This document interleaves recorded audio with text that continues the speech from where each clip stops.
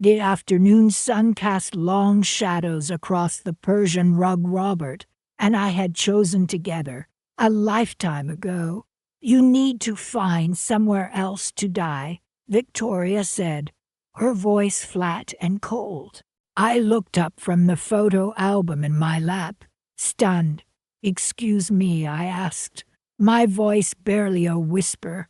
Kevin, standing beside her, shifted uncomfortably, but didn't speak. Victoria sighed dramatically. You heard me. Find somewhere else to die. You're useless now. A wave of dizziness washed over me. Useless. I had dedicated my life to my family, to Robert, to her. I had nursed Robert through his final illness, barely sleeping, barely eating, my world shrinking to the confines of his hospital room. And now, just days after his funeral, my own daughter was telling me I was useless. Victoria, I said, my voice trembling, your father just passed. Exactly, she retorted, her eyes glinting.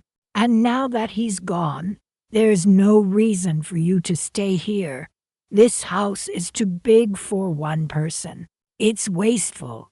She glanced around the living room, her gaze lingering on the antique grandfather clock, a family heirloom. Kevin, and I need more space, she continued, her tone softening slightly, though her eyes remained hard. We're planning to start a family soon. Start a family, I echoed, my mind reeling. But this is my home. I looked around at the familiar furniture, the photographs on the walls, each one a precious memory. Your father and I built this life together. Well, Dad's gone now, Victoria said bluntly, and frankly, you're a burden. You can barely take care of yourself. Kevin cleared his throat. Victoria, he murmured, placing a hand on her arm. Maybe we should know, Kevin, she snapped, shaking him off.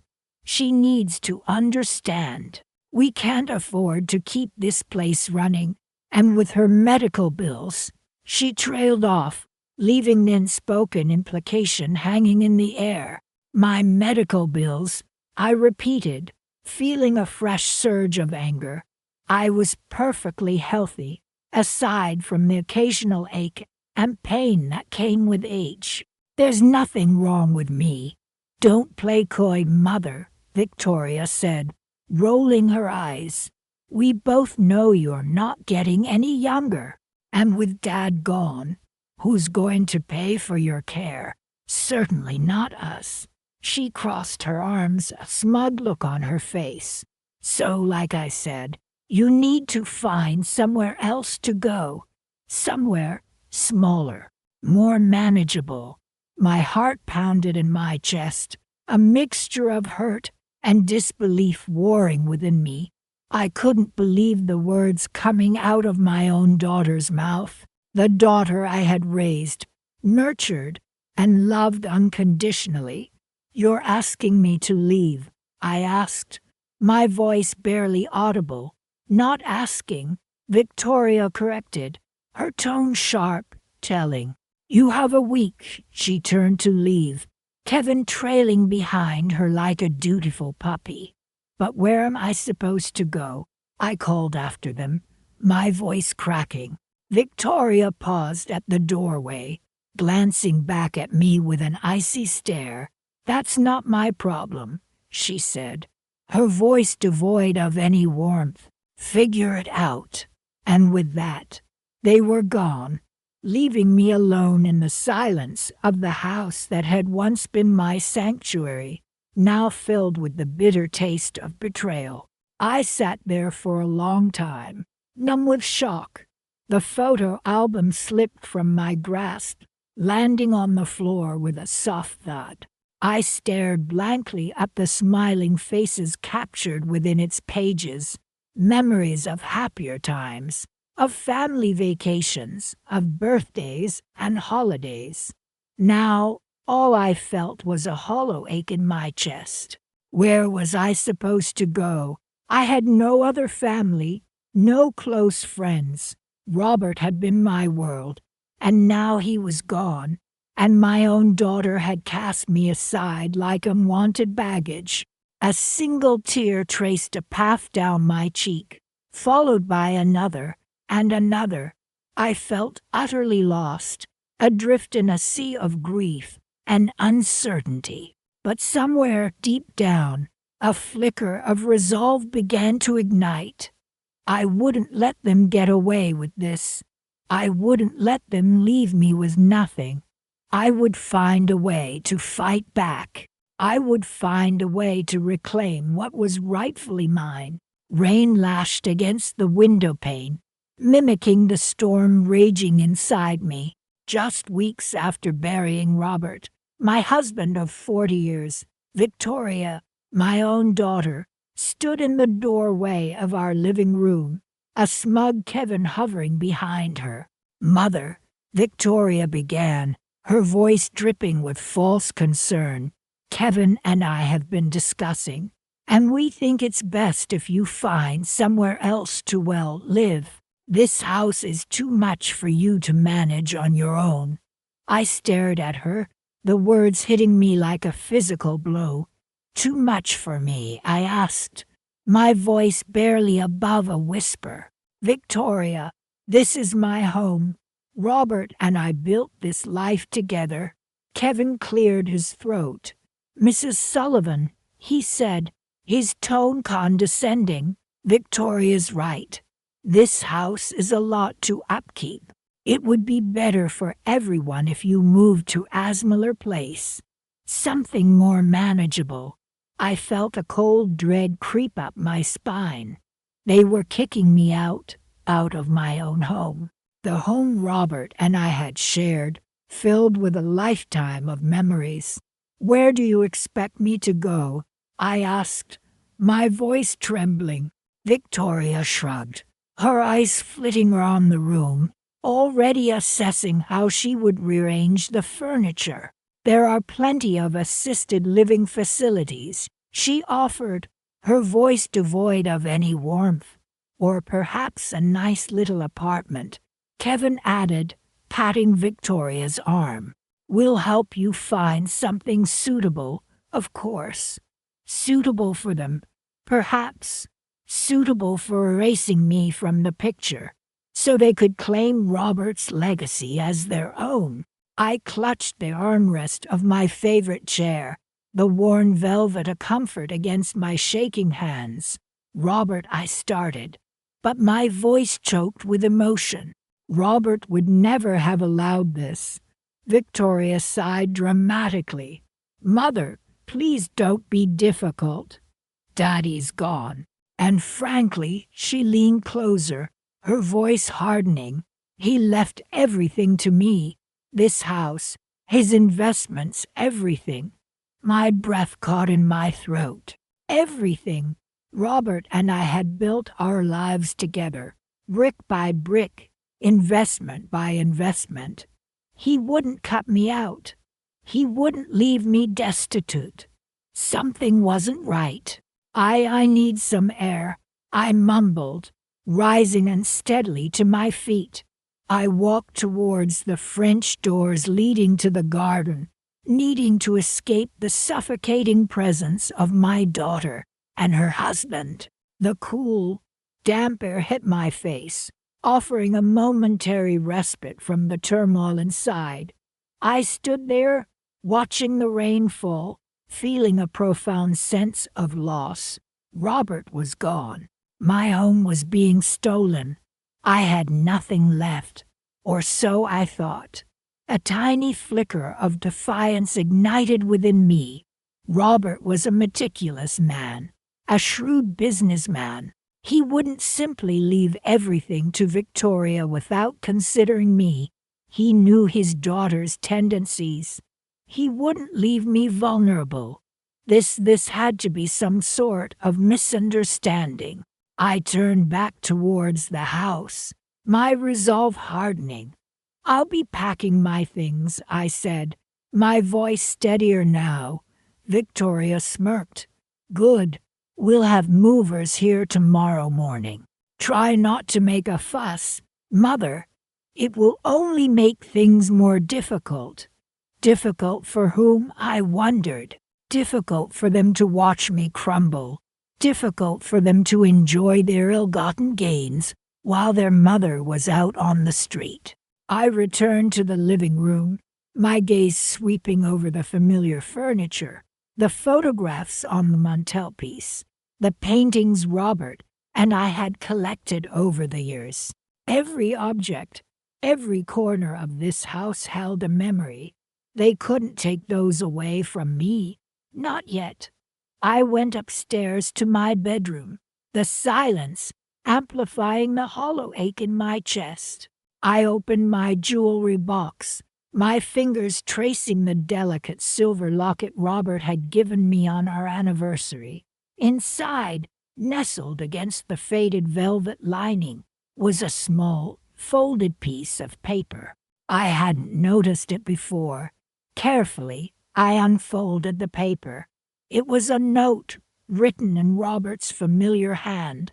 My dearest Margaret, it read, if you are reading this, it means something has gone terribly wrong. I know my Victoria. I've tried to guide her, to instill in her the values we cherish.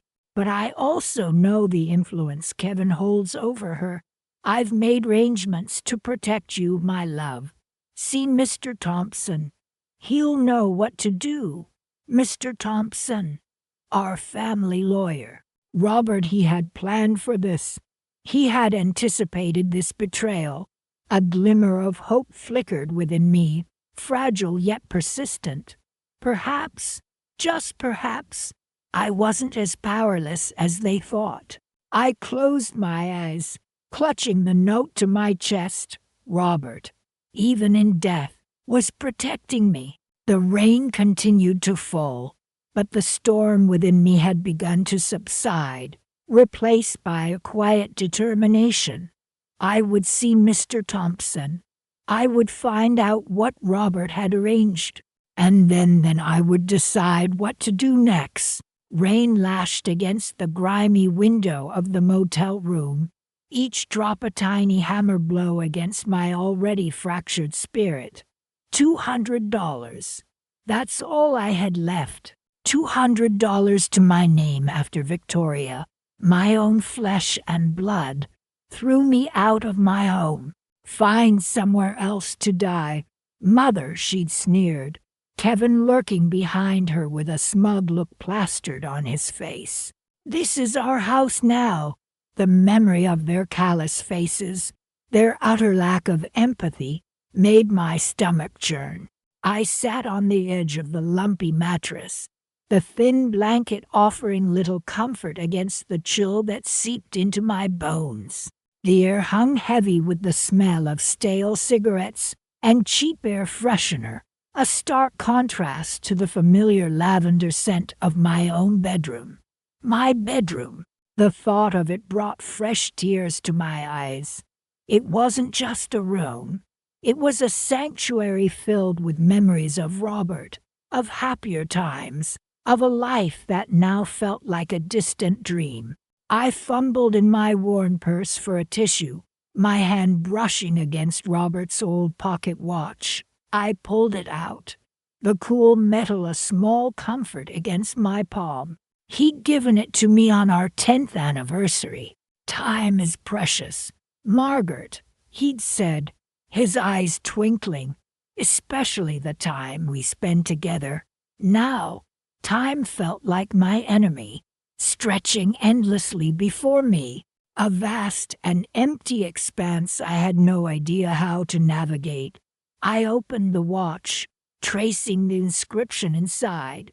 To my beloved Margaret, forever and always, forever and always. He hadn't meant for forever to be spent huddled in a dingy motel room, stripped of everything I held dear.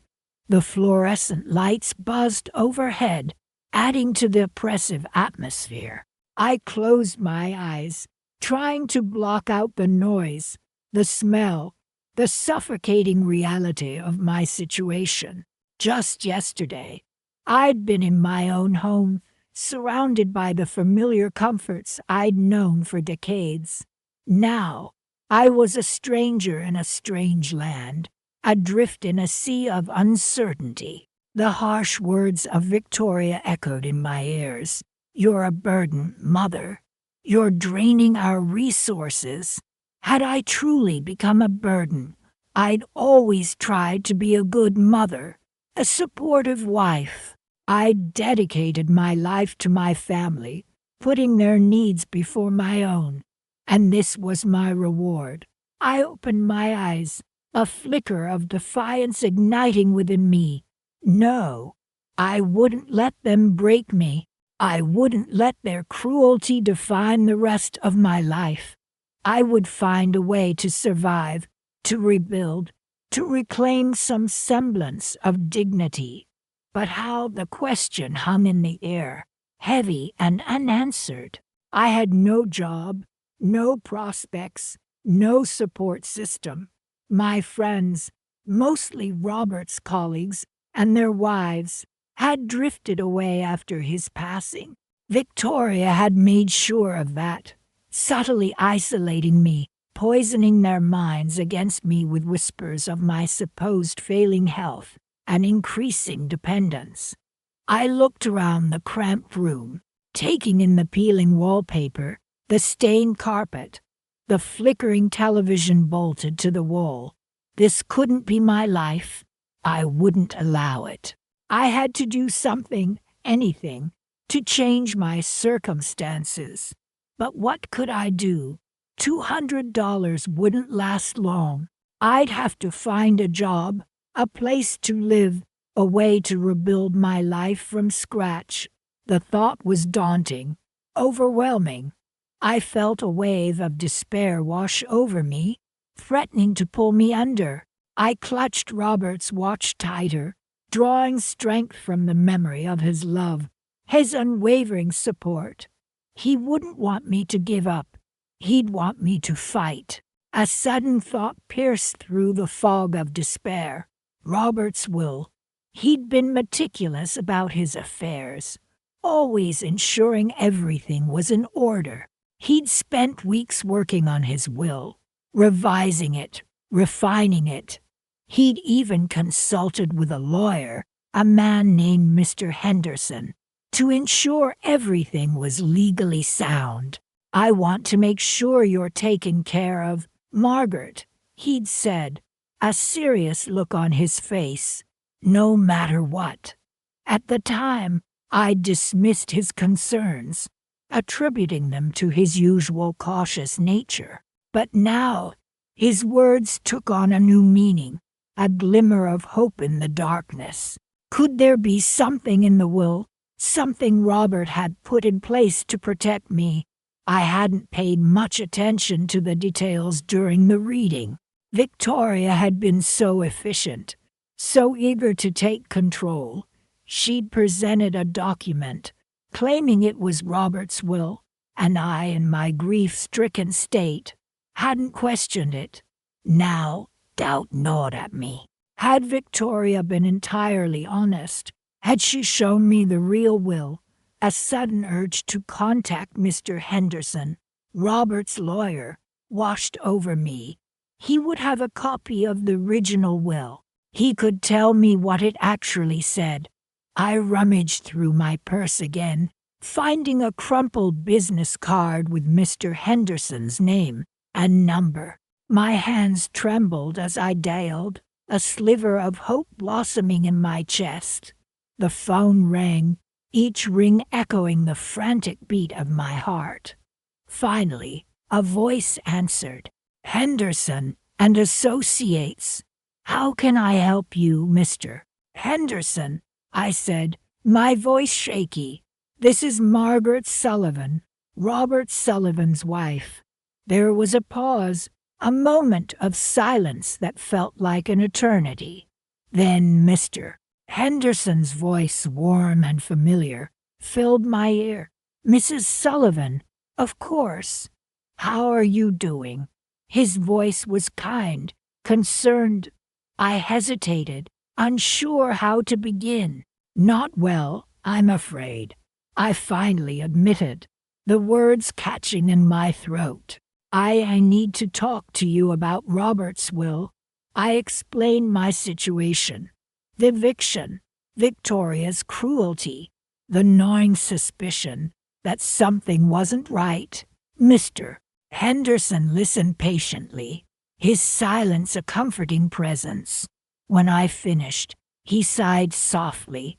"Mrs. Sullivan," he said, his voice grave, "I think you need to come to my office. There are some things we need to discuss." His words hung in the air, heavy with unspoken meaning. A sudden premonition, a feeling of anticipation, washed over me. Perhaps, just perhaps, Robert had anticipated this, had planned for it. Maybe, just maybe, there was a light at the end of this dark tunnel. "I'll be there first thing tomorrow morning," I said, my voice filled with a newfound resolve. The rain continued to beat against the window, but the sound no longer felt like a hammer blow. It felt like a drumbeat, a rhythm of hope echoing in the night. The thin motel curtains did little to block the harsh morning light. I woke up stiff and sore, the cheap mattress a poor substitute for my own bed. My own bed, the thought stung. "Find somewhere else to die," Victoria had said, her voice dripping with disdain. Those words echoed in my head, a cruel mantra to the tune of the rumbling refrigerator in the corner of the room. I sat up, pushing aside the scratchy blanket, and reached for the small, worn notebook where I kept important numbers. Robert always handled the legal and financial matters. I wasn't even sure who his lawyer was. I flipped through the pages, my hand trembling slightly. There it was, Charles Blackwood, attorney at law. Beneath the name, a number. I took a deep breath and dialed. A crisp, professional voice answered. "Blackwood and Associates. How can I help you?" "My name is Margaret Sullivan," I said, my voice catching slightly. "I'm Robert Sullivan's wife." "Oh, Mrs. Sullivan, I was so sorry to hear about Robert's passing. He was a good man." There was a pause, a subtle shift in tone. "How can I assist you?" I need to speak with you about his will," I managed, feeling a knot of anxiety tightening in my stomach. I'm not sure what to do." "Of course," he said, his voice regaining its professional smoothness. "Could you come to the office tomorrow morning? Say 10 o'clock. "Yes," I replied. "Yes, 10 o'clock will be fine." We exchanged a few more pleasantries, and I hung up the phone, a sliver of hope beginning to pierce the fog of despair. I spent the rest of the day in a daze, replaying the events of the past few weeks, the shock of Robert's sudden illness, the whirlwind of the hospital, his final moments, and then Victoria and Kevin descending like vultures.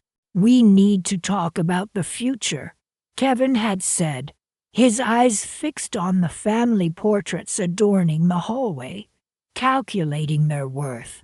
No doubt, Victoria hadn't even waited for the funeral to be over before she started making arrangements to sell the house. "It's too big for you now, Mom," she'd said, not unkindly, but with an underlying firmness that brooked no argument. "You could downsize. Find somewhere smaller, more manageable." Manageable. The word felt like a slap. I had lived in that house for over 40 years. It was filled with memories, with Robert's presence. Now, I was adrift, banished to a cheap motel room with nothing but the clothes on my back and a few meager possessions. The motel room felt stifling. I paced back and forth, the stale air heavy with the scent of disinfectant and despair. The television droned mindlessly in the background, offering no solace. I tried to read, but the words blurred on the page. My mind raced, a whirlwind of anger, grief, and a growing sense of injustice. How could Victoria do this to me, her own mother? I had dedicated my life to her, to their family. I had nursed Robert through his final days, holding his hand, whispering words of love and comfort. And this was my reward, to be cast aside like a broken toy, deemed unworthy of even a place to grieve in peace. Sleep eluded me. I tossed and turned, the cheap sheets clinging uncomfortably to my skin. The hum of the refrigerator became a mocking lullaby, a constant reminder of my predicament. Images flashed through my mind. Victoria's cold, calculating gaze, Kevin's smug smile, the empty rooms of my home, stripped bare of warmth and familiarity. A wave of nausea washed over me. I stumbled to the bathroom, the cold tile a shock against my bare feet. I splashed water on my face, trying to regain some semblance of composure. Looking at myself in the mirror, I saw a stranger staring back, a hollow-eyed, haggard woman, stripped of her dignity, her security, her home. Morning finally arrived, a pale, hesitant dawn filtering through the grimy window. I dressed quickly, my hands trembling as I buttoned my blouse. I had barely touched the stale continental breakfast the motel offered, my stomach churning with a mixture of anxiety and anticipation. I checked out, the clerk barely glancing at me as he handed me my meager belongings. I stepped out into the cool morning air, the city noise assaulting my ears. I hailed a cab, giving the driver the address of Charles Blackwood's office. The ride was a blur, the city streets a kaleidoscope of flashing lights and hurried faces. My mind was focused on the meeting ahead, on the sliver of hope that it represented. Perhaps, just perhaps, there was a way out of this nightmare. Perhaps Robert had foreseen this, had made provisions, had protected me from Victoria's greed. The thought, however improbable, gave me strength. It was a fragile hope, a flickering candle in the darkness, but it was enough to keep me going. It had to be. My future, my dignity, my very survival depended on it. The cab pulled up outside a gleaming office building. I paid the fare and stepped out, taking a deep breath to steady my nerves. This was it. This was my chance. The plush leather of Mr. Henderson's office chair creaked slightly as he leaned back, steepling his fingers. "Mrs. Sullivan," he began, his voice measured and calm. "I understand you have some concerns regarding your late husband's will." I smoothed the worn fabric of my skirt, trying to project an air of composure I didn't quite feel. "Concerns is an understatement, Mr. Henderson. Victoria, my daughter, told me plainly that everything was left to her and Kevin. She said I was to find somewhere else to die. I was given 24 hours to leave my home." I paused, swallowing the lump in my throat. The home Robert and I built together. I find it hard to believe Robert would leave me with nothing, especially after 50 years of marriage. Mr. Henderson nodded slowly, his gaze fixed on the document in front of him. "Your husband, Robert Sullivan, was a meticulous man, Mrs. Sullivan. He planned for every contingency. He tapped the will with a manicured finger. "This document is ironclad." However, he trailed off, and I leaned forward, every nerve ending tingling. "However, what?" I asked, my voice barely above a whisper. "However," he repeated, a faint smile playing at the corners of his lips. "There are certain stipulations within the will that might be of particular interest to you." He adjusted his glasses, peering at me over the rims. "Your husband was deeply concerned about your well-being, especially in the event of his passing. He often expressed this concern to me during our meetings." "Robert always worried about me," I admitted, a wave of sadness washing over me. He knew Victoria well. Let's just say they never saw eye to eye on certain matters, especially regarding finances. I remembered Robert shaking his head, muttering about Victoria's extravagant spending habits. He was always afraid she would squander everything he'd worked so hard for. "It seems your husband's foresight was prudent, Mr. Henderson said, his smile widening slightly. He picked up the will again, flipping through the pages. "There is a clause here, on page 4, subsection C, paragraph to a rather ingenious clause, I might add." He looked at me, his eyes twinkling. "It stipulates that in the event of, shall we say, unreasonable or uncaring treatment of you by his beneficiaries, the distribution of assets can be reassessed." My heart began to pound in my chest. "Reassessed," I echoed, barely daring to breathe. "What does that mean exactly?" Mr. Henderson cleared his throat. "It means, Mrs. Sullivan, that if your husband's beneficiaries in this case, Victoria and Kevin Hayes, fail to uphold a reasonable standard of care and respect towards you, the entirety of their inheritance can be revoked and transferred to another designated party." I held my breath, waiting. The silence in the room seemed to stretch on forever. "And who is this designated party?" I finally managed to ask, my voice trembling. Mr. Henderson leaned forward, his voice dropping to a conspiratorial whisper. "The designated party, Mrs. Sullivan," he said, meeting my gaze directly, "is you." A wave of relief, so potent it almost made me dizzy, washed over me. I closed my eyes for a moment, letting the words sink in. Me, Robert had protected me. He had known. He had planned for this. I opened my eyes, looking at Mr. Henderson, a small smile finally gracing my lips. "So, what exactly does this reassessment entail?" I asked, my voice now steady and clear.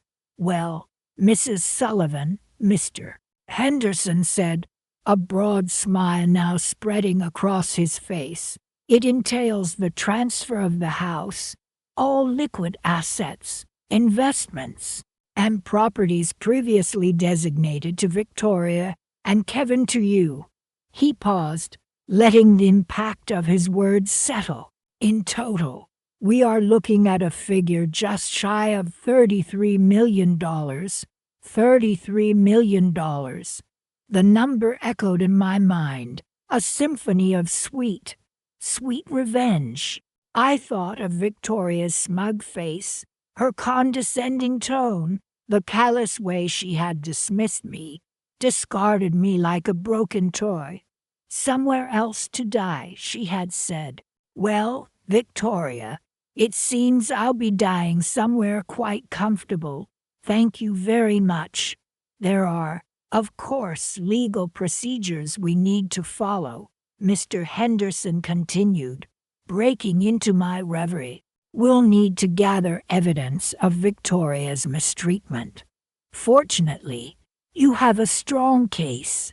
Evicting you from your home especially given your husband's explicit instructions within the will, is a clear violation.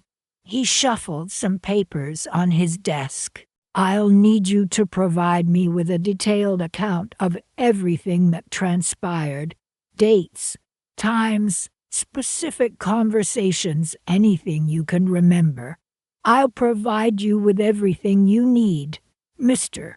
Henderson, I assured him, my voice filled with a newfound confidence. Everything. I rose from my chair, feeling lighter than I had in months. The weight of grief and despair that had been crushing me since Robert's death had lifted, replaced by a sense of purpose, of vindication. I looked at Mr. Henderson, a genuine smile now illuminating my face. Thank you, I said sincerely. You have no idea what this means to me. He returned my smile. My pleasure, Mrs. Sullivan. It seems your husband had a very clear vision for your future, and I'm happy to help ensure that vision is realized. I left his office, stepping out into the bright sunshine, the city sounds suddenly seeming less harsh, less overwhelming. I took a deep breath, the crisp autumn air filling my lungs. Victoria thought she had won. She thought she had taken everything. But she had underestimated her father, and she had severely underestimated me. I had a plan now, a plan to reclaim what was rightfully mine, and I couldn't wait to put it into action. The mahogany desk gleamed under the lawyer's lamp, a stark contrast to the dull ache in my chest. Mr. Henderson shuffled some papers, his brow furrowed. Mrs. Sullivan, he began, his voice soft yet firm. I must say, this is unusual. He paused, looking at me over his spectacles. I've reread your husband's will several times now, just to be certain. He cleared his throat. Your daughter, Victoria Sullivan Hayes, and her husband, Kevin Hayes, were quite insistent that you had no legal claim to this estate. I felt a fresh wave of hurt. To be thrown out of my own home, the home Robert and I built together, and then to be told I had no rights, it was almost too much to bear. They presented what appeared to be a valid will, Mr. Henderson continued, leaving everything to Victoria. My hands tightened in my lap. But, he added, a slight smile playing on his lips, your husband was a very meticulous man. He tapped a finger on a thick document. This is the updated will, drafted just a few months before his passing. He didn't inform anyone, not even Victoria. My heart began to race. Could this be it? Could this be the lifeline I so desperately needed? Mr. Henderson adjusted his glasses. It seems your husband anticipated certain difficulties. He glanced at me meaningfully. Difficulties, he repeated, that might rise between you and your daughter regarding his estate. I held my breath, waiting. He included a rather unique contingency clause. He explained, his eyes twinkling now, in the event that his daughter, Victoria Sullivan Hayes, should, how shall I put this, fail to provide him with proper care and respect in his final years, or attempt to dispossess his wife, Margaret Sullivan, from their shared residence, he paused for effect. The entirety of his estate will be transferred to you, Mrs. Sullivan. The words hung in the air, shimmering with a power I hadn't felt in weeks. My mind reeled. The estate, everything mine. Everything, I whispered, my voice barely audible. Mr. Henderson nodded, a genuine smile spreading across his face. Everything. The house, the investments, the liquid assets, everything. He picked up a pen and circled a figure on the document. $33 million, Mrs. Sullivan. All yours. 33 million. The number echoed in my ears, a symphony of disbelief and burgeoning hope. I thought of the cramped, dingy motel room I'd been calling home for the past few weeks. I thought of the stale sandwiches and instant coffee, the constant knot of anxiety in my stomach. And then I thought of Victoria, of her smug face as she handed me a suitcase and told me to find somewhere else to die. A small, involuntary smile touched my lips. There's more, Mr. Henderson continued, interrupting my reverie. Your husband also stipulated that in such an event of Victoria's lack of filial piety, shall we say she would receive a token sum. He pointed to another figure on the document. $1, to be paid annually, on the anniversary of his death. I couldn't help but laugh, a genuine, hearty laugh that bubbled up from deep inside. $1. The irony was exquisite. Victoria, who had been so obsessed with inheriting millions, would now receive a single, solitary dollar every year, a constant reminder of her greed and her failure.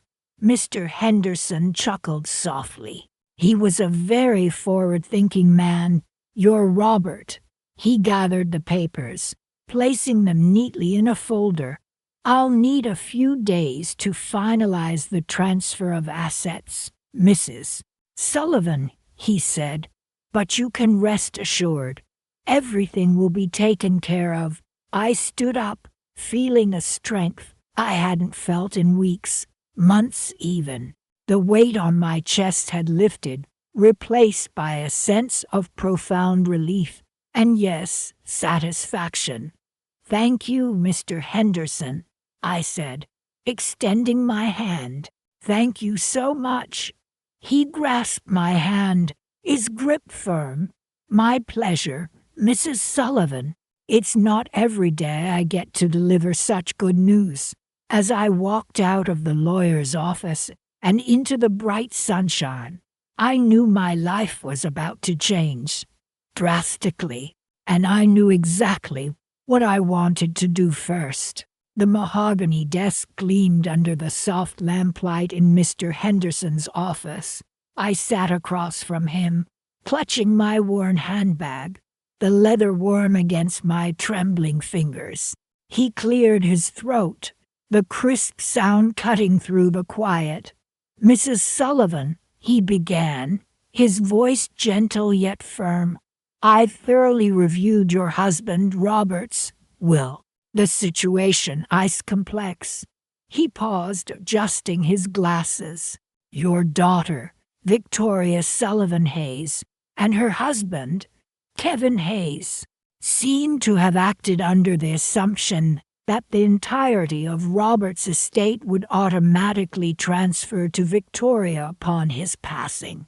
I nodded slowly. That's what they told me, I replied, my voice barely a whisper. Victoria said it was her birthright. She said I had no claim to anything. I could still hear Victoria's sharp words echoing in my ears. This house is mine now. You need to find somewhere else to die, Mother. The humiliation burned afresh. Mr. Henderson leaned forward, his expression serious. Mrs. Sullivan, your husband was a very meticulous man. He foresaw certain possibilities. He took steps to protect you. My heart quickened. Protect me, Robert knew. He knew how Victoria could be. He knew what she might do. The lawyer opened a thick folder, revealing a neatly typed document. This is a codicil to your husband's will, executed just a few months before his passing. He pointed to a highlighted paragraph. Robert included a specific clause addressing potential elder abuse or financial exploitation.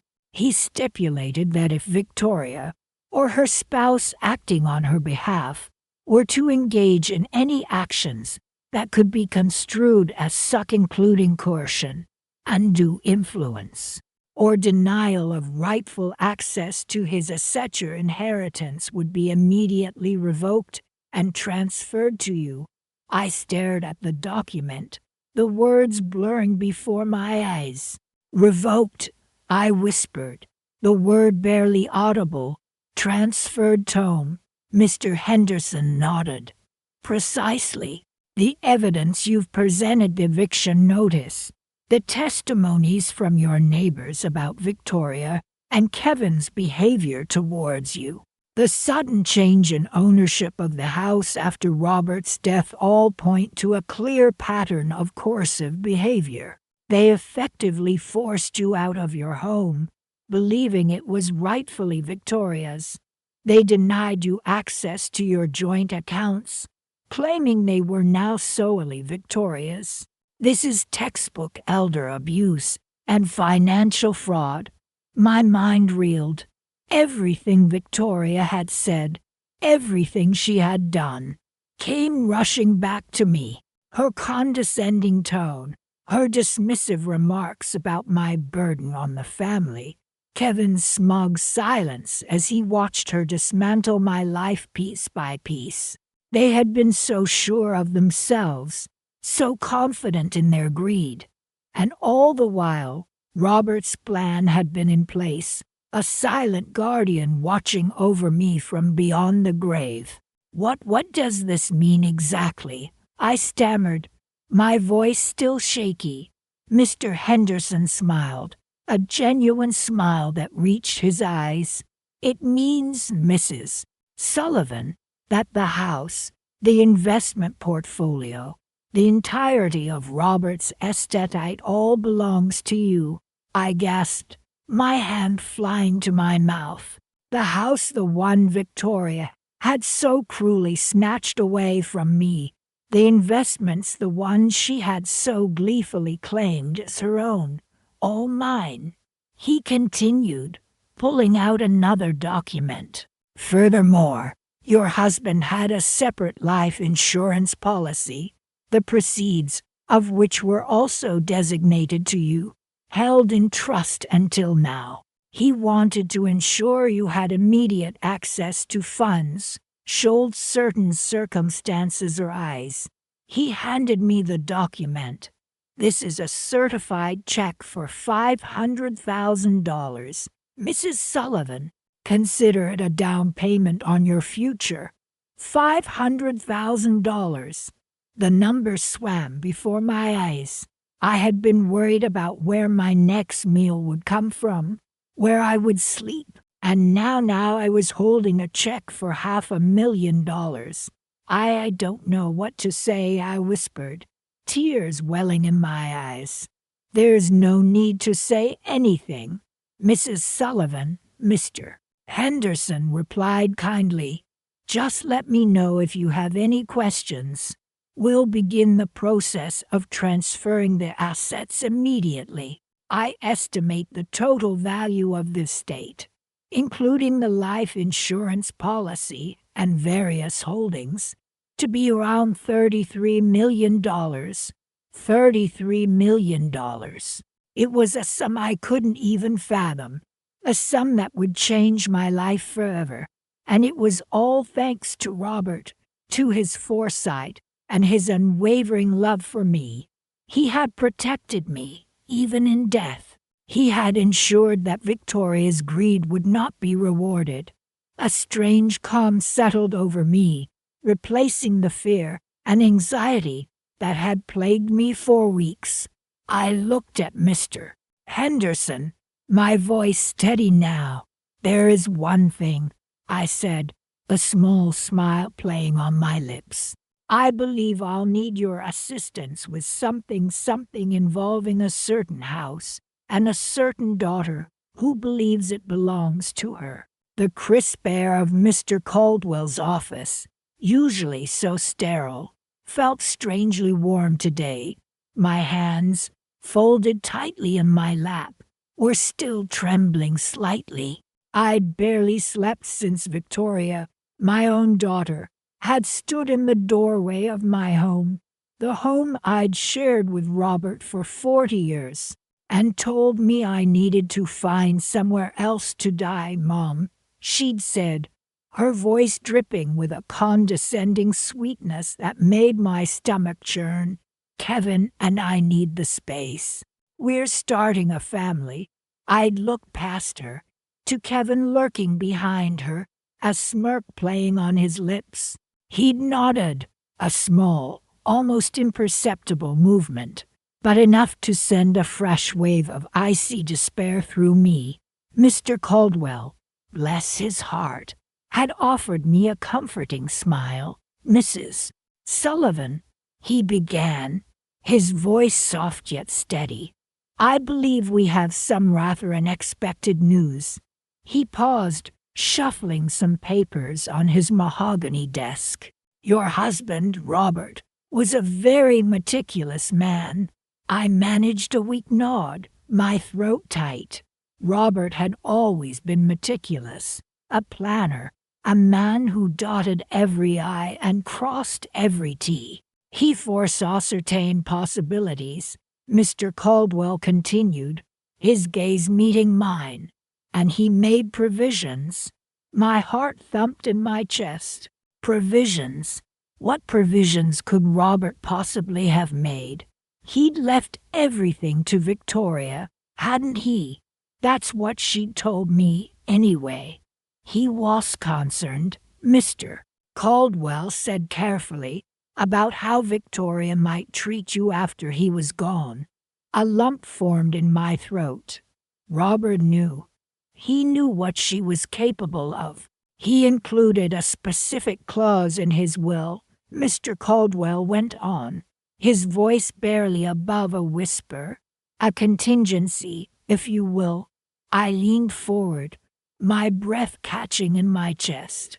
A contingency, I repeated, my voice barely audible.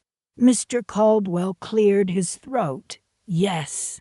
In the event that Victoria moved you from your home here in any way attempted to disinherit your well, let's just say treated you unkindly, he trailed off, looking at me with a mixture of sympathy and something else, something akin to yes, I urged, my voice shaky. What happens then?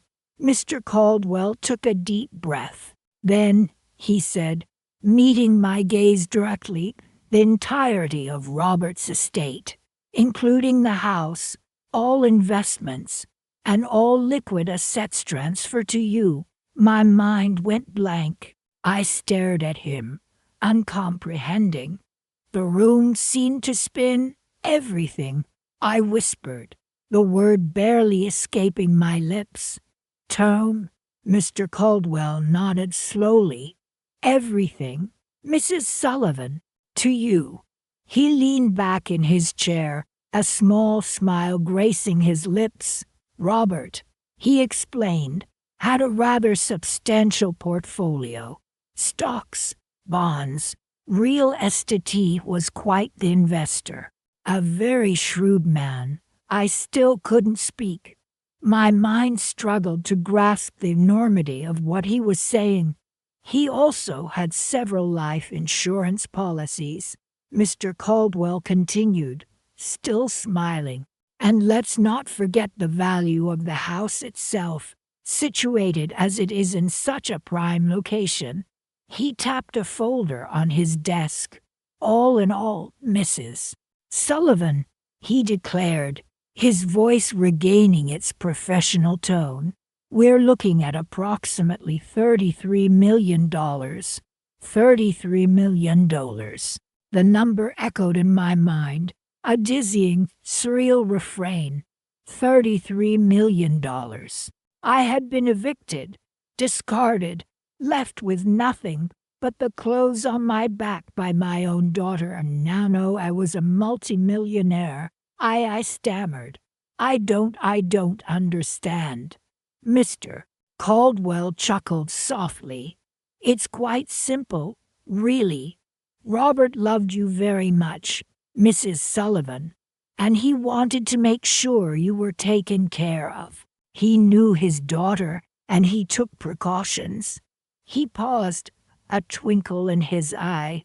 "He often said," Mr. Caldwell added, his voice laced with amusement, "that Victoria could be persuasive. He wanted to ensure she wouldn't persuade you out of what was rightfully yours."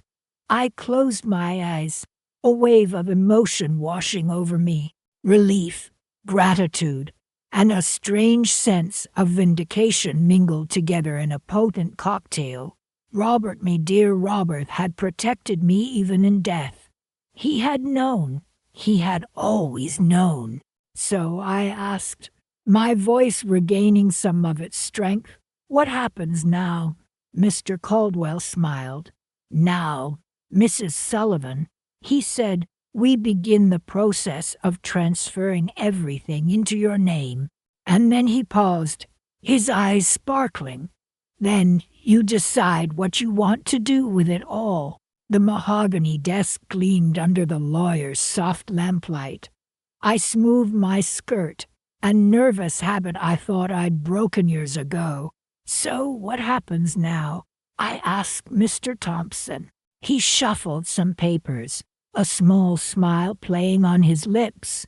"Now, Mrs. Sullivan," he began, his voice calm and measured, "we inform Victoria Ankoven, was it?" I nodded, the name still bitter on my tongue. "Just days ago, Victoria, my own flesh and blood, had told me to find somewhere else to die. Now, the irony of this situation was almost too much to bear. We informed them of the change in beneficiaries," Mr. Thompson continued, "and commenced the transfer of assets." Assets. The word hung in the air, heavy with meaning. My husband, Robert, had always been meticulous, a planner. He'd known Victoria, perhaps better than I had. "How much are we talking about?" "Exactly," I asked, my voice a mere whisper. Mr. Thompson cleared his throat, a glint in his eye. "Quite a substantial sum, Mrs. Sullivan. The house, of course, is now yours, as are the investment portfolios, the savings accounts, everything stipulated in the original will." He paused, letting the weight of his words sink in. He leaned forward, his voice dropping to a conspiratorial murmur. "Your husband also had several offshore accounts, quite cleverly concealed. He was a very prudent man." My breath hitched. Robert, always so careful, so quiet. He'd never spoken of offshore accounts. "The total, after taxes and legal fees, comes to just a little over $33 million. $33 million. The number echoed in my ears, a dizzying, unbelievable sum. I stared at Mr. Thompson, my mouth agape. "Millions," I managed to stammer. He nodded, a satisfied smile spreading across his face. "Your husband was a brilliant businessman, Mrs. Sullivan. He anticipated certain eventualities. He tapped the will with his pen.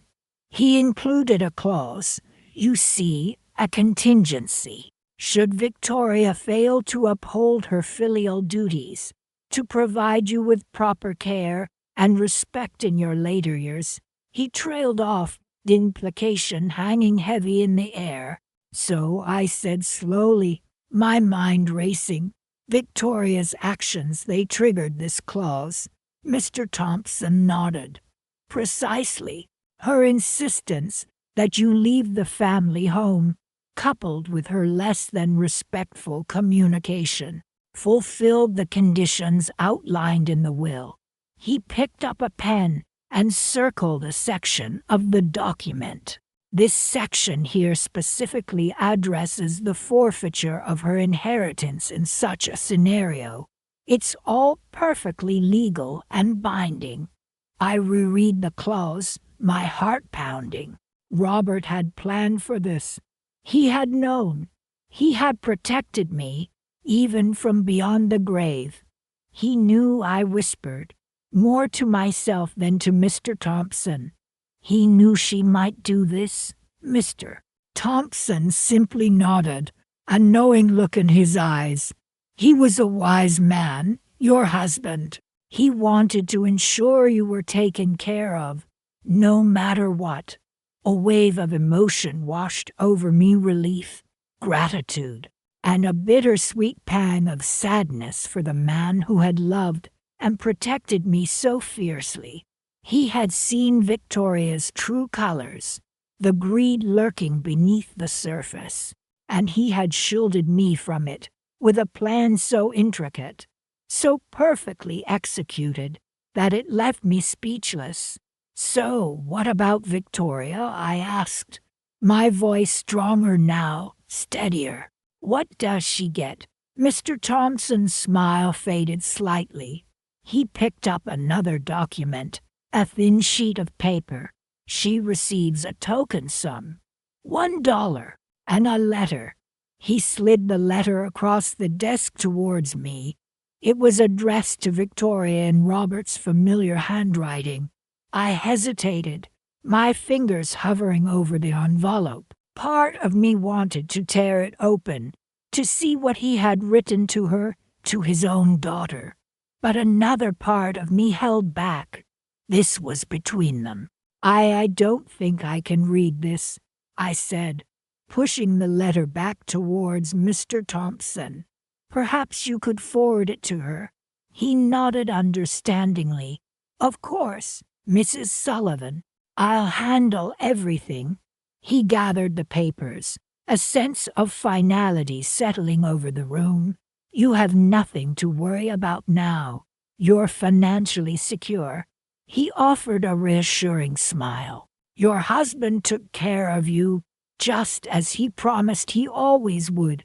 I looked at him, tears welling in my eyes. "He did," I whispered. "He truly did." I rose to leave, a sense of peace washing over me. $33 million. It was a sum I could scarcely comprehend. But it wasn't just about the money. It was about justice. It was about Robert's love and foresight. And it was about a daughter's greed that had finally and spectacularly backfired.